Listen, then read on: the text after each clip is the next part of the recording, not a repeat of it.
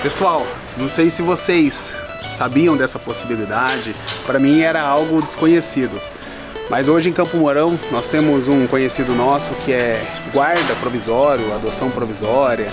A gente vai saber um pouquinho mais de como funciona isso e qual foi a experiência dele. Vem comigo.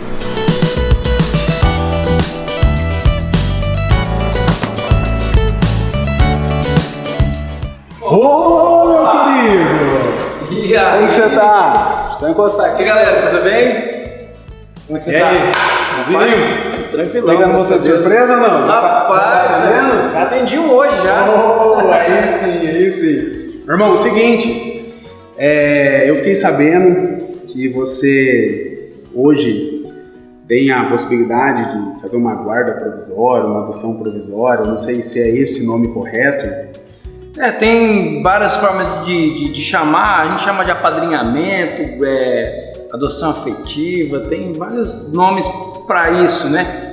É uma prática diferente, até nova, né, em Campo Mourão, e eu tive a honra de participar disso, cara. Que legal! E eu lembro vagamente, né, a gente já fez um podcast, você comentou que você tinha o desejo de adotar.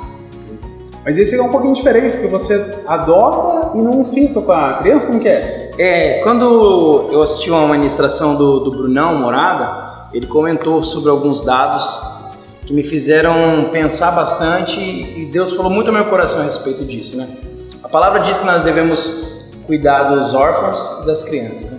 E ele trouxe uma estatística onde comprovou que se cada igreja do Brasil evangélica adotar uma criança por igreja, não por famílias que participam da igreja, só uma, por exemplo, a sua igreja adota uma criança, eu adoto a minha, eu adoto outra, nós acabaríamos com a orfandade no país, pois existem mais igrejas do que órfãos. E isso me fez pensar um pouco, talvez, que eu não estava fazendo a minha parte. Mas Deus me deu um chamado um pouco mais específico, onde eu pensei, poxa, eu não tenho hoje condições de abrir, por exemplo, um orfanato, uma instituição para cuidar dessas crianças. Mas eu falei, talvez eu não consiga mudar o mundo, mas talvez eu consiga mudar o mundo de uma criança, né? Olha. Foi onde a minha esposa já tinha tido esse desejo de participar desse programa. Só que antes, até hoje funciona dessa forma, você apadrinha uma criança, você tem algumas modalidades, pode ser só financeira, durante o final de semana você pegar, trazer para passear. Mas isso é perante a lei, não é um projeto. Isso você se cadastra, né, junto à Vara da Infância e Juventude, parceria ali com o Lar Merian, e ali eles vão fazer um estudo social, né, você vai ter que se enquadrar ao projeto, se enquadrar as leis assim, que regem esse estatuto, para que eles vão te avalizar, né? Eles vão te validar e dizer sim, você está apto, você pode participar. Daí algumas pessoas não têm a disponibilidade de ficar, né, com a criança. Então, alguns, por exemplo, quando está em idade escolar, o lar é responsável por toda a parte da escola. Então, ela não pode vir no período escolar. Então, vem no final de semana, passa o dia, ou às vezes dorme sábado, domingo, daí volta domingo para lá, né? E como teve uma demanda muito grande de bebês, e bebê você sabe como é que é, né? Sim, você tem lá, agora já não é mais tão bebê assim, né? Mas o bebê requer uma atenção um pouco mais específica. E daí abriram essa modalidade onde os bebês poderiam vir ficar conosco. Isso é novo, então? Eu acredito que não seja tão antigo, porque a maioria das pessoas que eu comento sobre, elas falam, nossa, mas eu não sabia que tinha essa possibilidade. Só que eu acredito que seja só com os bebês mesmo, por conta da escola, né? Daí vai dali para a escola, tem que ser numa escola específica. Então tem uma série de coisas, né? E a gente decidiu, nesse dia, sentei com a minha esposa, nós conversamos e chegamos a um acordo, e daí nós nos cadastramos nesse programa, e bem rápido assim nós fomos selecionados para cuidar de uma criança. E daí não é você que escolhe a criança, não é nada, a criança é direcionada por eles, aquela que tem a necessidade naquele momento. E daí nós fomos buscar.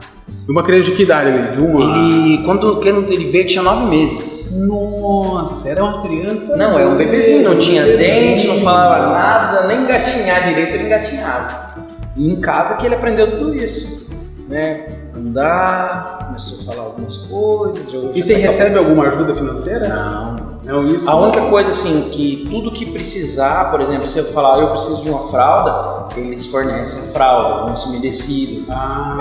Até quando ele estava tomando leite em pó de fórmula, o lar fornecia. Mas só sempre que a gente tinha condições nós comprávamos para também servir como uma forma de doação. Daí não mexia no que tinha lá, só quando realmente havia uma emergência e tal, solicitava prontamente e eles falaram, não, pode vir buscar, tá aqui as roupinhas dele e tudo mais.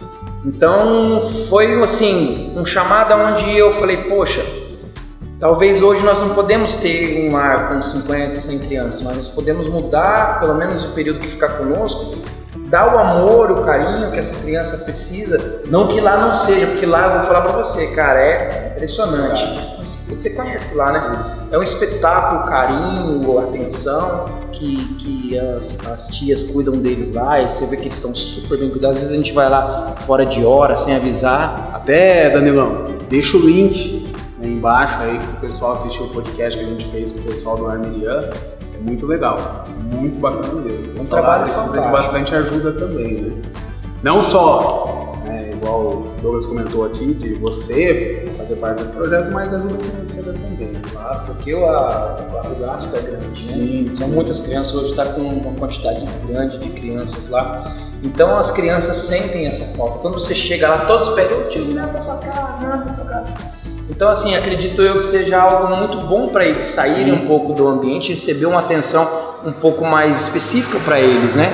Que ali eles têm uma atenção coletiva, então fica um pouco mais restrito. E deixa eu te perguntar, hoje você tem o seu serviço, sua esposa tem o serviço dela, você tem um ou dois filhos? Dois filhos. Qual a idade? A minha filha mais velha tem 15 e o Otávio tem 7. 7 anos. E como que você remanejou aí, vamos dizer assim, a sua agenda em relação a tempo para cuidar de um bebê? Então, nós mudamos a nossa rotina como qualquer família mudaria com a chegada de um bebê. Né? A minha esposa já havia trazido o trabalho para casa devido à pandemia e tudo mais. Então ela adiou esse retorno de talvez alugar novamente um espaço, montar novamente um escritório.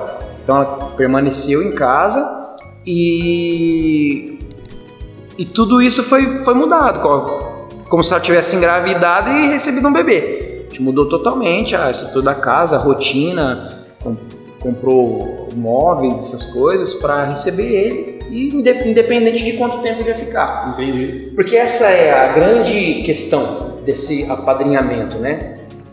Que as pessoas falam, mas cara, você não vai se apegar?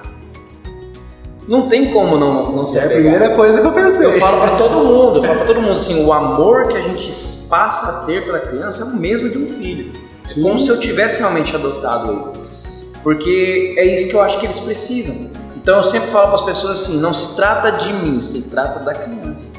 O que vai causar e gerar nessa criança o meu comportamento? O amor, o afeto, o tempo que eu vou dispensar. Quer ver que legal? Não sei se isso vem ao caso, mas muitas pessoas olham essa situação e vão falar assim, tem dinheiro, é fácil.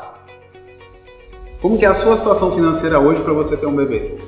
Se fosse parar para pensar assim, vamos fazer as contas aqui, ver se a gente tem possibilidade, não teria. Até o bebê que ficava com a gente, ele tem mais 3 irmãos, né? E a gente até pensou na adoção, só que para você participar do processo de adoção efetiva, você não pode entrar na fila de adoção. Entendeu? Então o projeto, eu falo que a missão é realmente cuidar deles até que eles tenham uma família definitiva que vai cuidar deles o resto da vida. Entendi. Então esse hoje eu acredito que seja o chamado, né? Seja o projeto esse. É cuidar da criança, dar amor, dar afeto para ela até que ela tenha alguém definitivo que vai cuidar dela pro resto da vida. Então se você mudar de opinião, de ideia, você não pode adotar? Não, daí eu não sei nem como funciona. Né? Daí eu acredito eu que tenha que sair desse projeto e entrar na fila como qualquer outra pessoa e também adotar a criança que estiver naquele momento para ser adotada, né? Eu acredito que seja porque acaba ficando algo injusto com quem está aguardando para poder nesse processo. E daí você tem um vínculo afetivo, então isso acaba... né? Então acredito eu que seja por isso. Então, mas eu entendi melhor isso, eu achei que isso foi muito bom nesse aspecto, porque fez eu enxergar realmente que nesse momento o projeto não é adotar definitivo. É ir cuidando dessas crianças para que aconteça com elas o que aconteceu com o bebê que está com a gente, né? Há 2 semanas atrás nós recebemos a notícia para levar ele de volta, ele começar um trabalho de aproximação que ele e os irmãos seriam adotados definitivamente. Quanto tempo ele ficou com você? Teve um período que ele precisou voltar para ficar um pouco com os irmãos, mas foi dos 9 meses, agora acho que tinha 1 ano e meio, uns 9 meses, quase 1 ano ele ficou conosco. Chorou? Chora, né? Toda hora que eu lembro dele eu choro. Mas é um mix de sentimento, né? Você fica muito feliz pelo que aconteceu e você fica um pouco triste por saber que você não vai ter ele ali. Mas como isso faz parte do amadurecimento e faz parte do propósito, você já vai automaticamente entendendo isso. Então nós já estamos com o pensamento do próximo, entendeu? Mas ele vai ficar marcado na história da nossa família, né? Fez parte, assim como assistiu o podcast lá da Dani, do esposo agora, né? Então é mais ou menos isso, ó. Eles ainda adotaram definitiva essas crianças, mas ela contou com o pai dela, adotou 50 crianças, né? Então acredito que seja esse o chamado agora, né? Pode ser que futuramente isso nos chame para adotar definitivo mesmo. Aí nós vamos ver qual é o processo para adoção, mas hoje eu acredito que o chamado é esse, é cuidado ao amor, a atenção, o carinho que eles precisarem agora, para que quando eles forem encaminhados para a família definitiva, eles já estão acostumados com o ambiente familiar. Irmão, parabéns, viu?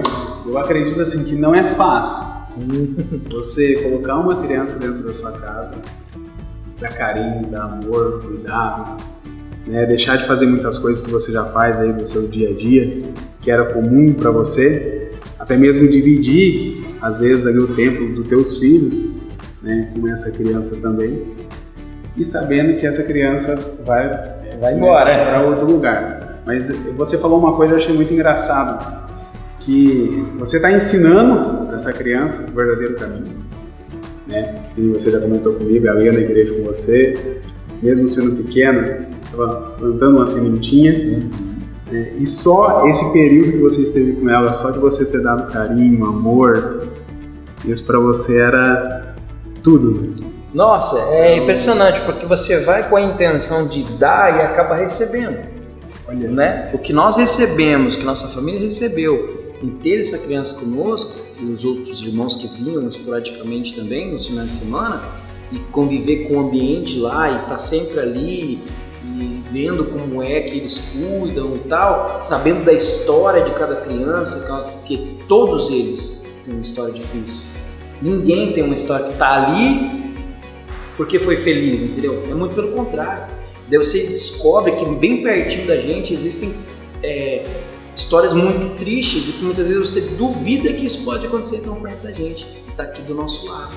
Então, o fato é, o que importa é o que isso vai gerar na criança, né? Vai transformar esse histórico de abandono, de abuso, de violência, num histórico de amor, de atenção. E o que eu acho que isso vai ser mais importante é quando essa criança tiver numa consciência um pouco mais adulta e ela pensar no abandono que ela teve, ela lembrar mais do afeto que ela recebeu de uma pessoa que não teria obrigação nenhuma, entre aspas, de dispensar esse tempo a ela. Eu acho que isso vai pesar muito mais do que o abandono. Porque a maioria das crianças que crescem com problemas é porque o abandono é muito pesado. Sim. O trauma é muito pesado. E quando você consegue, pelo menos, tentar amenizar ou suprir isso, e acredito eu que a gratidão natural vai tomar conta disso de uma forma que as feridas que ficariam nela pelo abandono vão ser curadas por esse amor, né?